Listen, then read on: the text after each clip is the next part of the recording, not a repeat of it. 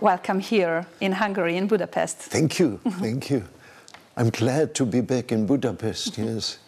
Yeah, it's very nice to see you here at the EWTN studio in Budapest, and I'm very thankful to come here. Yes. My first question is about Taizé, because people know about you a lot, but I'm not sure that they know everything. So what do we know about Taizé, and what does this place means? Taizé is a small village in France, in Burgundy. And in this village there was a young man called Roger who came there in 1940 to start a monastic community life. And it was wartime, and France was already half occupied by Germany. But he said, we have to prepare peace. It was still war going on. And he said, Christians have to reconcile.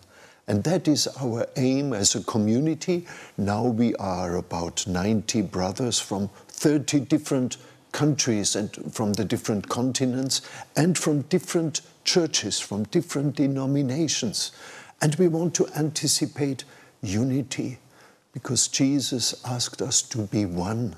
Otherwise the world cannot believe. If we as Christians are divided, the world cannot believe the gospel. Yeah? And there were many young people who listened to this message.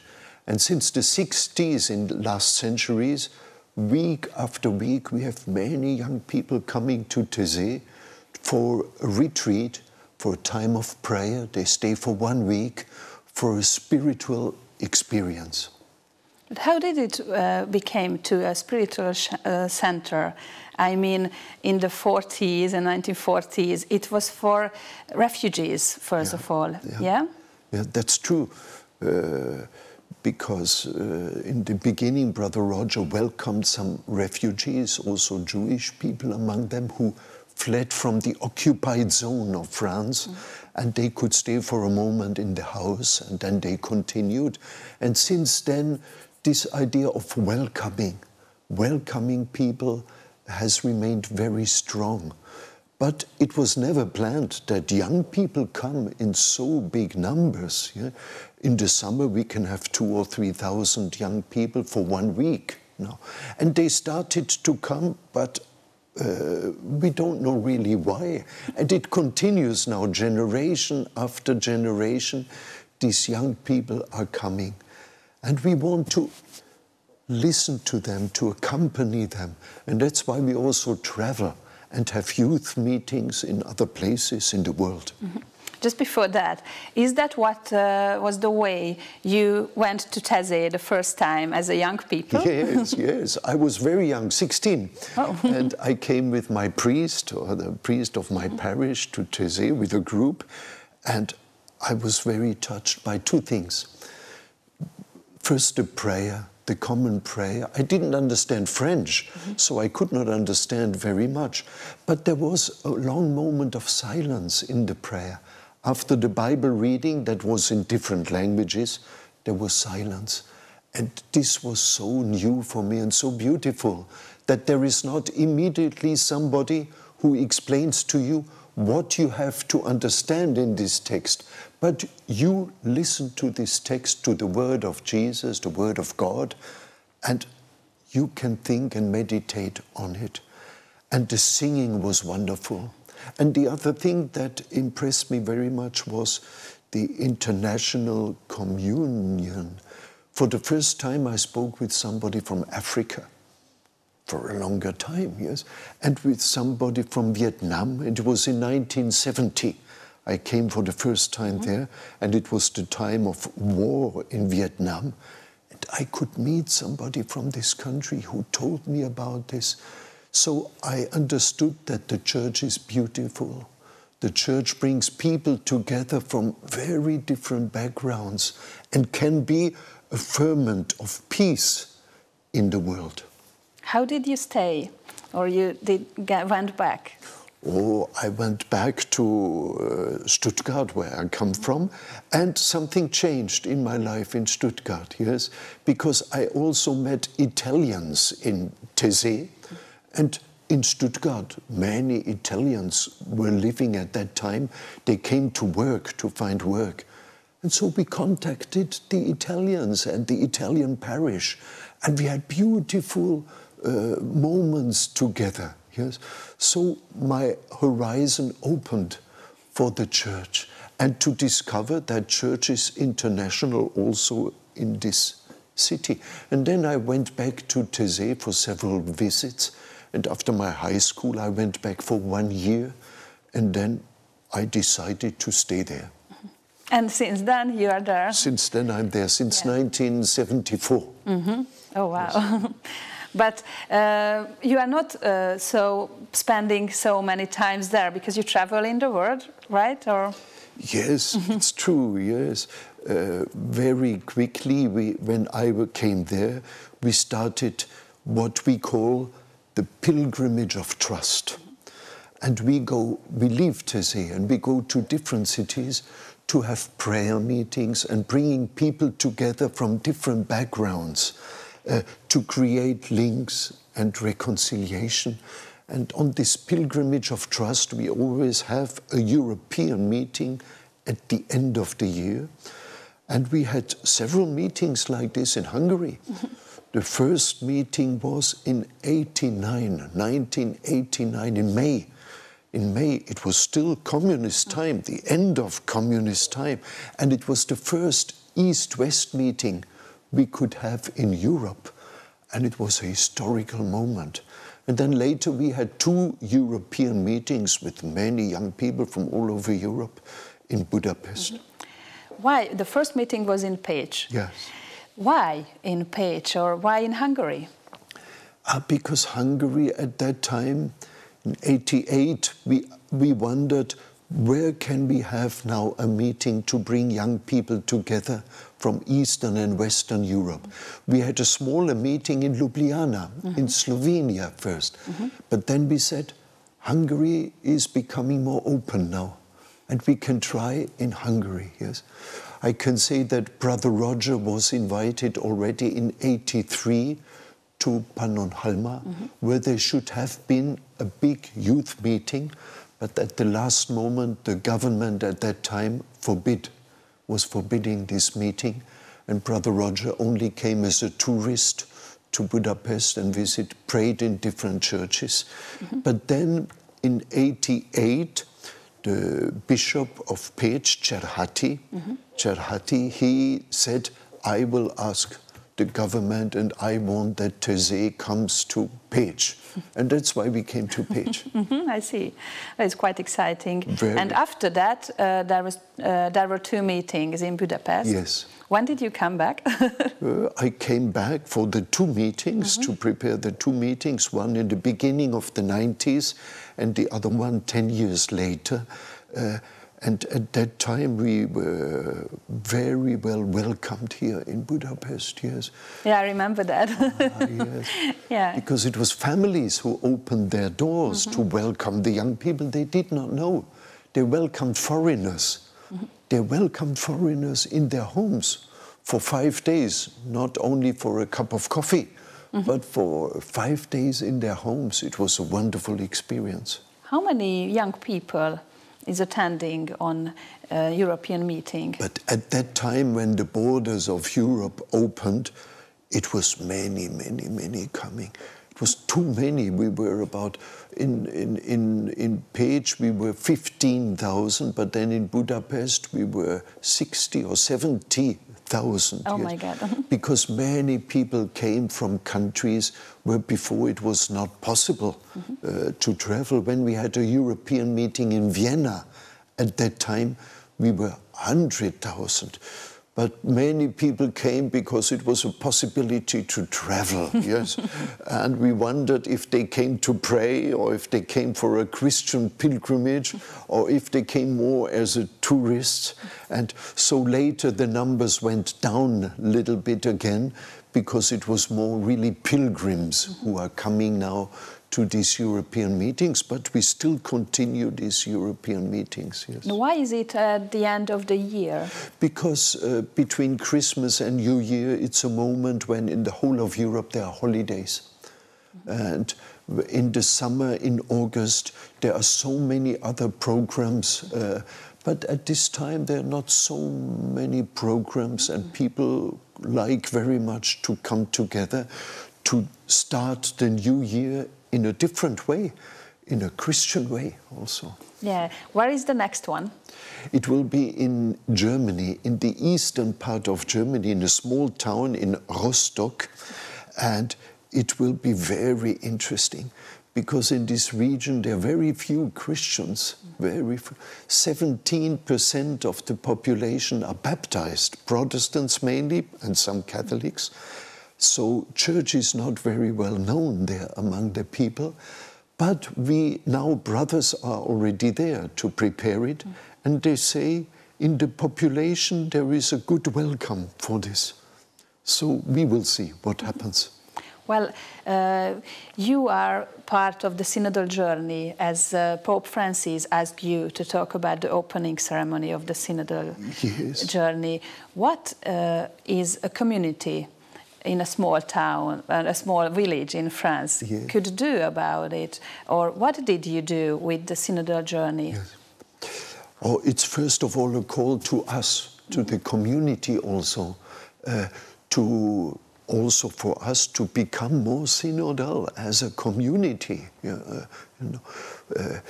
The question of authority in the church is very important now, yes, and how everybody can participate in the decisions and in the life of the church. And then, of course, there is a ministry to take a final decision. I, as the responsible of the Taizé community after the violent death of Brother Roger, I have the authority in the community. But we wonder in these years, how can we share more the authority? How can there be more participation of everyone?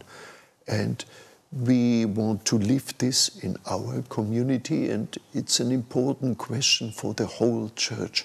Pope Francis is asking that, that there is more participation. Yes. And what can you do?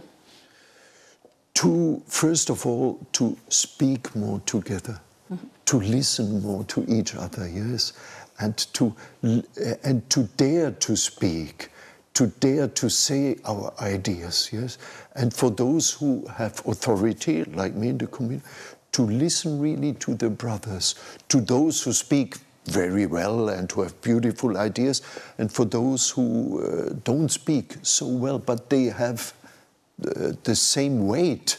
They are brothers like the others, and they have to express something. And this listening, yes, this listening is a first step that we have to start in the church everywhere, I think. And this synodal process that has started already is helping for that, I think. And how do you see the future in Europe? I mean, the religious or the faith in Europe, because what you said in Rostock, like 17% of people baptized. But is there a better future for Europe? Yes, things will change. Things will change. I think in all our countries, more or less, there are differences. But now the young people do not just want to follow a tradition, but they want a personal conviction in faith. And they question the tradition, which is difficult, yes, because faith tends to become something very subjective. I have my belief, yes, but it's also positive that young people say, I want a personal conviction, yes? And then they feel they do not want to be alone. They need friendship in faith, yes? But there will be more tension between this freedom to believe, and I have my conviction, and the common faith in the church. And this tension will become stronger, but I trust very much that it will help us to to find a new way of being church. Perhaps we will be less numerous, but perhaps more participating and more active in living the gospel. Mm-hmm. Yes. Is that what you think that your community could do about it? We try to help for that, yes, because we feel by listening to the young people that they want to be taken serious, also with their questions and with their doubts, also their doubts. And we cannot give too quickly all the answers, you see.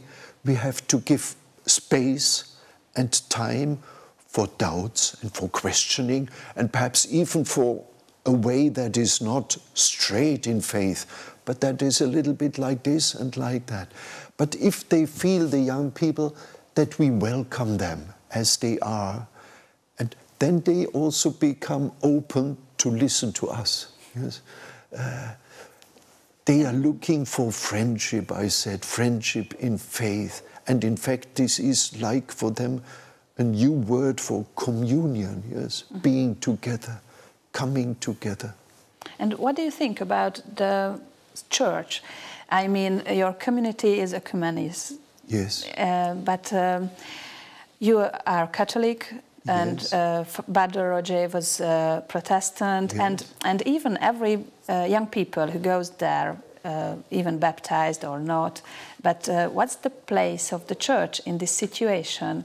I mean, when they go home from Taizé and go to their church, or they just believe in God, but not in official part of it? We tell all the young people who come, go back to your church at home. You cannot believe alone. You need a community. And go back to the church where you were baptized. Or if you were not baptized, you choose where you want to be in a community. And then in this community of one confession, of one church, try to create also links with people from other churches, yes? And pray together also that as Christians from different denominations, we should come much more often together to pray together. But everybody needs to be rooted in one community. And do you think, is it working? Not always, but we from Taizé, we do not want to create a movement where young people belong to, you see? They don't belong to Taizé. When you go home to your place, you cannot say, but my church is Taizé. It doesn't make sense. You need a community on the place. Mm-hmm. Sometimes people take time to find that, and sometimes also young people come back for several years, regularly each year to Taizé, and then slowly they will find also a place in their home church. Mm-hmm. And that's the reason why we have these meetings outside Taizé, to go to a local church, to a normal church. And young people are not welcome then in Taizé, but they are welcome in a normal parish with families and with old people and with children, and they experience a community life of a church in a city. And that also encourages them then to take contact with their local church in their city. And this is the second time when you came to Pannonhalma yes. for a meeting. Why do you visit Pannonhalma? Why is it important for you? We are linked with the monastery, with the Benedictines there. Yes, they came to visit us with a group of young monks, and we came with a group of brothers to visit them. And already in the communist time, we had links with Pannonhalma, and so we have this link. And now I was invited for a symposium that takes place on Friday to Pannonhalma on synodality. Mm-hmm. And there will be church responsibles from Hungary, Catholic and Protestant bishops coming, some, and also from Rome, Cardinal Grech is coming. There will be an Orthodox presence. So it's an ecumenical meeting on synodality, and I was invited for that, so I said yes. I cannot say no to Pannonhalma. Yeah, and I know that on Saturday there'll be a young meeting. Yes, so we linked this invitation with a day of meeting for young people on Saturday. And for a day for pray. Yes, yes. Yeah, I think it's full already. Yes. Yeah. We will see, we will see. Yeah, because I tried to fill the application, yes. No, you can come, yes. In Taizé we never say that it is full. You know, in Taizé in the 60s, the brothers built a new church, and it was very big, too big. But 10 years later it became too small because many young people were coming. And once the brothers said to Brother Roger, we have to write to people they cannot come because the church is full. And Brother Roger said, this is not possible. People want to pray. We have to welcome them. So what did they do? They destroyed the facade of the church, and put doors that you could pull up, and they put a circus tent there. So all people could come and pray. Yeah, I remember when I was there in the middle of the 90s, yes. There was about 6,000 young people in a week. I mean, in August, Is it the same now? Yes. Yeah, and what do you do in Taizé on your normal day? And how many of you serving there? And what's a normal day in Taizé? So we have the prayer 3 times a day. Our whole community and all the people who are in Taizé come together morning, at noon, and in the evening. Yeah, I remember we have to work there. Yes. I was with in the van and collecting the rubbish. I think I remember that. Yes. It was fun, I think. Because all the young people who come, they participate in the life and they do the cooking and the cleaning, and this is. It's not only discussing about the Bible or not only praying, but living together. And that is what we think is so important, what we see at the first Christians in the Acts of the Apostles also. They shared their meals, they were sharing their goods even. So this sharing, living together is important. And in the morning, we, the brothers, we give a Bible introduction to the young people, and in the afternoon they meet in small groups. And during the day, we, the brothers, we have to work. Some brothers work in our workshops where we produce ceramic things and things that we sell, and our community is living from what we are selling, what we are producing. We don't live from the contribution that the young people give. This is for the welcome, for the meetings of the young people, but not for us, the brothers. We live from what we earn our living. So that's, brothers are very busy for working on that. And some brothers are free to be with the young people in the meetings. How many brothers live in Taizé? All together we are 90, about 90, but 20 are living not in Taizé, but on other continents, in other places. In small groups, 2 or 3 or 4 brothers living together in Korea, in Bangladesh, one of the poorest countries. We want to share these situations in Senegal, in Brazil, in Cuba, and in a suburb of Paris. In Seine-Saint-Denis, it's the most multicultural department in France and the youngest department in France. And there, since now 2 years, a group of brothers are living. Also. And what are they doing there? To share the life of the people, and because we do not want to be isolated on our hill on Taizé, but we want to experience what is the situation of people, what is the situation of these young people that come to us, where do they come from, and we want to share that. And since our pilgrimage of trust is not only in Europe, but also in other continents, we had several big youth gatherings in Africa, in Asia, in Latin America. So we also want that brothers are living there. Mm-hmm. Have you been living outside Taizé since you are a brother there? For shorter periods together with Brother Roger, because he started in the 70s, 80s, to go and live for some time in very poor areas in Africa or in Asia, Latin America. And then Brother stayed in these places for a longer time, yes. But I was there only for a short time, and then when I was responsible for the community, I went back for several big youth gatherings in different places. For example, we had one meeting in Rwanda with 7,000 young people coming from different countries.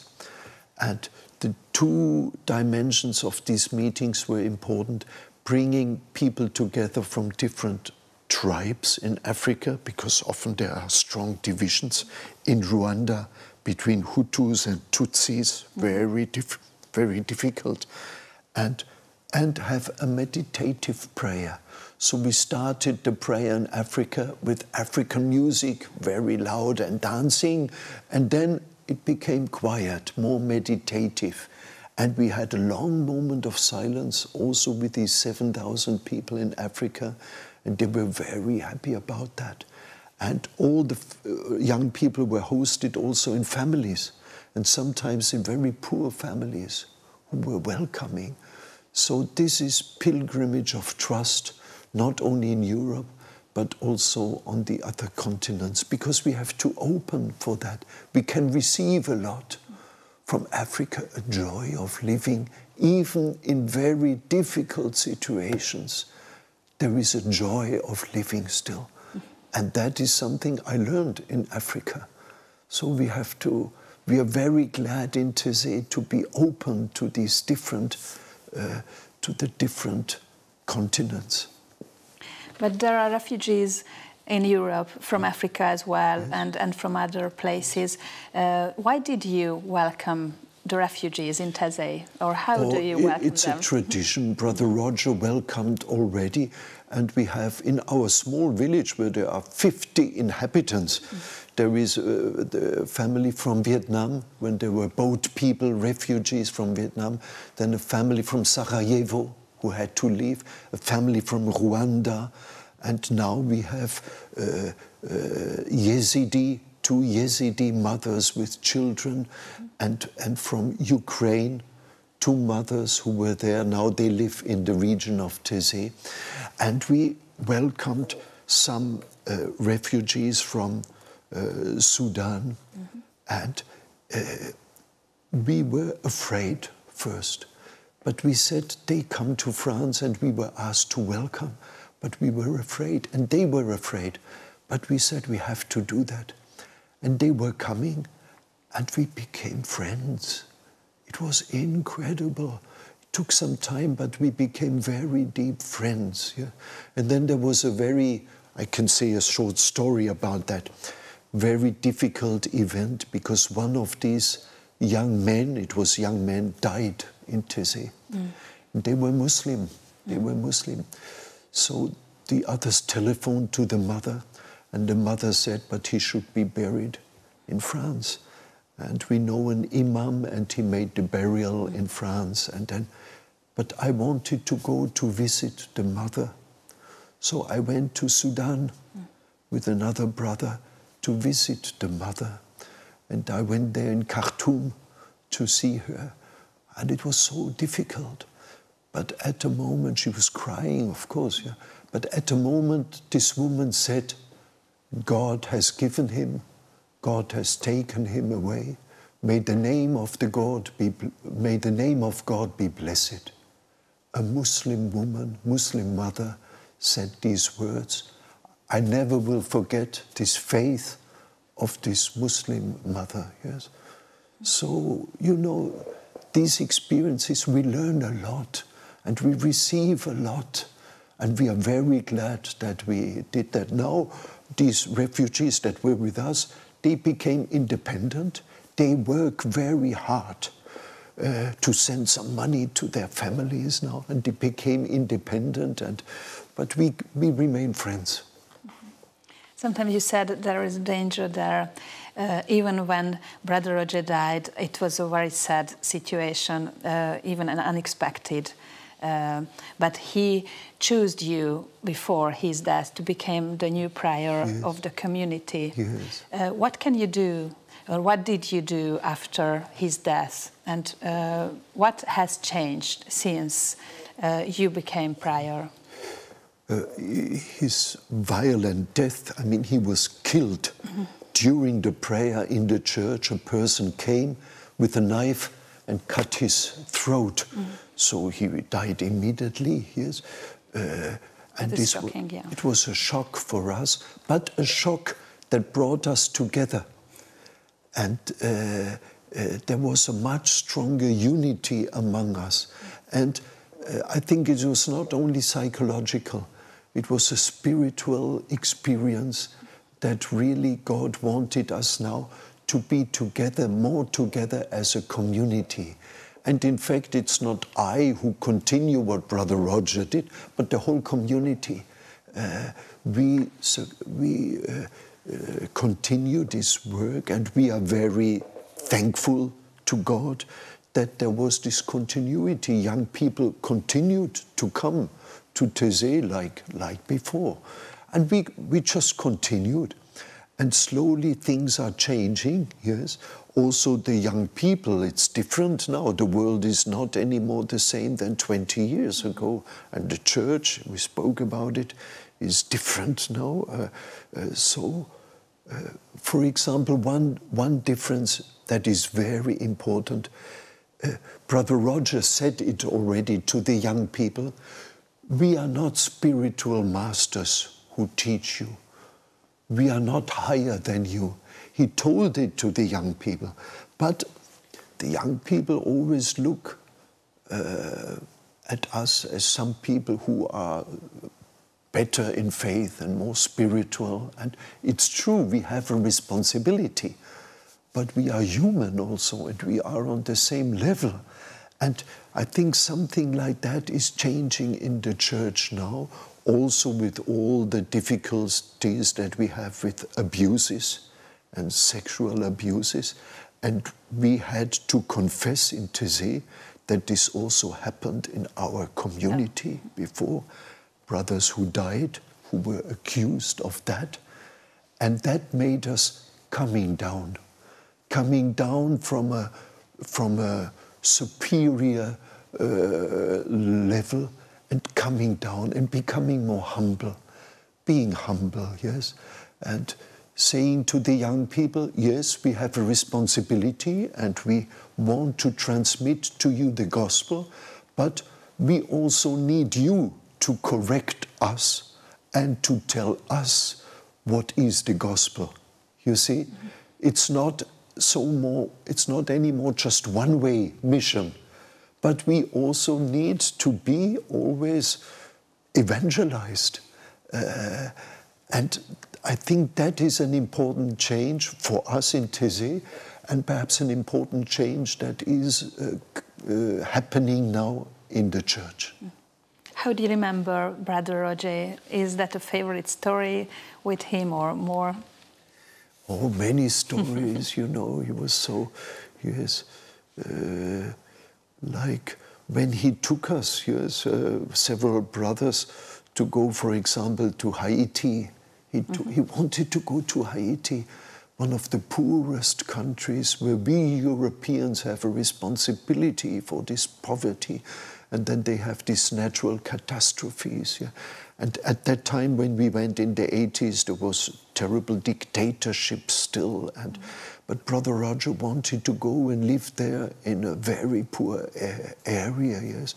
And he took us there, and he taught us not to be afraid of going to the others, and not to be afraid of those who are foreign, yes, but Christ came for all human beings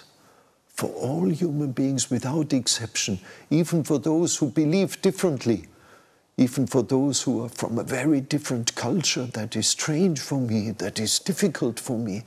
So let's go, let's say hello, let's get to know. And he did this in a very concrete sense. In this slum area where we were living, he was walking and visiting the families and speaking with the people. And it was difficult because for the first time I really touched poverty. Mothers who do not know what to give to eat to their children today.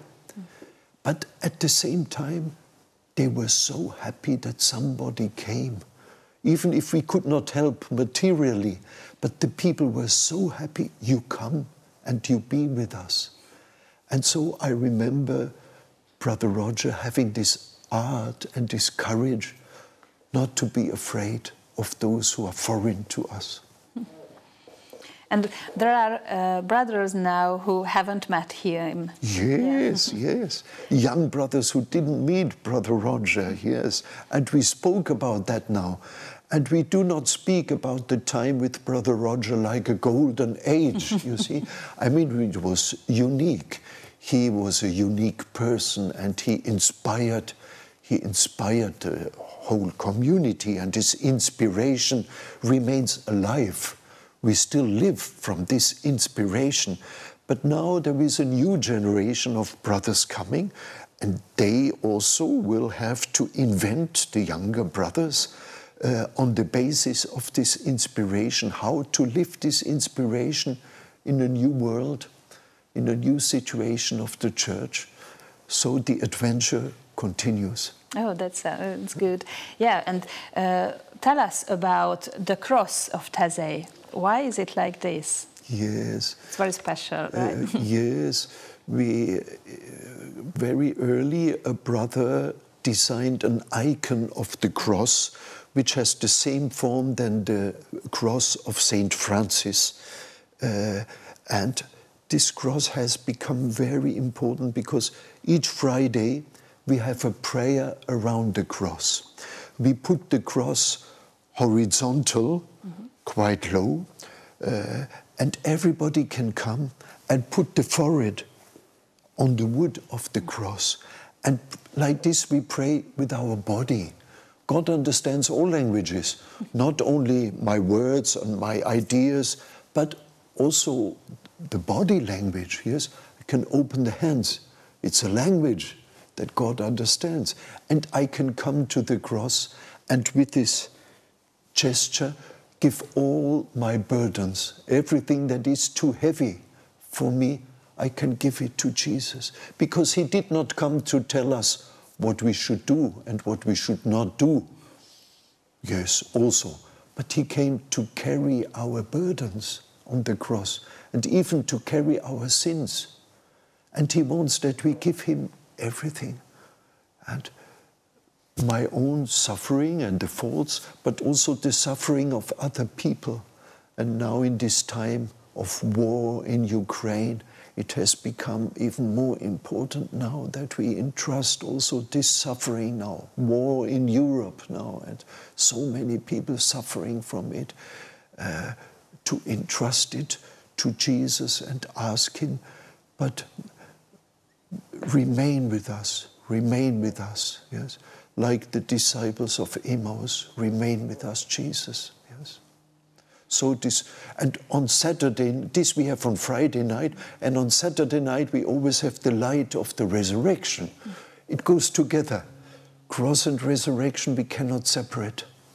Yeah, I remember that when everywhere is the light. Yes. In that place. Yes.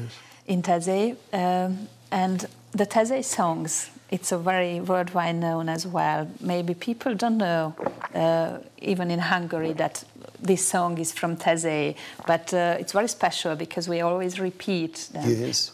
You are a musician as well, right? I think you composed some of it, or yes, some of the songs. Yeah. So why is it like this? Why do you think it's good to repeat a couple of words so many times? But first we started this in Taizé because we wondered how can we sing together with people from many different countries, and there is no common language. So we said, if we repeat one sentence, it's easy to learn one sentence and everybody can sing it. In the beginning we had it only in Latin, because this is universal, but then we saw it's also good to sing in different languages, and people are ready to learn one sentence and repeat it. And we discovered again the value of a repetitive prayer that always existed in the church. In the Catholic Church you have the Rosary. In the Orthodox Church you have the prayer of the name of Jesus. Even in other religions there are repetitive prayers, yes? And so we discovered the value of repeat. For example, a sentence from the Psalms, "My soul rests in God alone. My peace comes from Him." If I repeat these words several times, they enter. And they enter my mind, my heart, and sometimes they can come spontaneously during the day, or in a difficult situation, I can remember this word, you see? So it's a prayer learning by heart that helps us. It's something very interior and also something that unites us all together. So we are very glad about this discovery of singing repetitive songs together. And how has it come that even in Hungarian we translated, somebody translated them? How did it develop? It was in '82, a young couple at that time, they just had married, came to Taizé, and they were musicians. And they said, but we will start to translate. And they translated very well, and they, together with other people here, with other musicians and in Hungary, and they started to edit the songs in Hungarian, and they continue this work until today. And what we should say, that there is a Hungarian brother as well in Taizé, right? There is András Testvér, yeah, from Budapest. He is living with us since many years, and we are very glad about this very personal link with your country through his presence in Taizé. Yeah, it's very good for us too. Yes. Yeah, and finally I would ask you about to say a message to Hungary. What would you say to us? What do you think we should do for faith, for belief, or our future in these hard times? In Hungary, I always saw, when I came in the beginning, already in '89, that there is a deep faith. And I would pray that you keep this deep faith in Christ. And for that it needs also changes. And we don't have to be afraid of changes, yes, in the expression of our faith. And for that we need the universal community also, yes, and that we can learn from each other. And I think it's very important now in our times in Europe and in the world that we look, how do the others believe? What can we learn from them in other countries, in other continents? And like this, you will keep this deep faith in Hungary that is rooted in the tradition, in both churches, in the Catholic Church and also in the Reformed Church. There are many Christians who live their faith really in a very deep, personal way. And this will continue if we are open for changes. Thank you so much, Brother Alois, to come here to our studio. And I hope that you can continue this mission, your mission too. Thank you for your welcome. Yeah.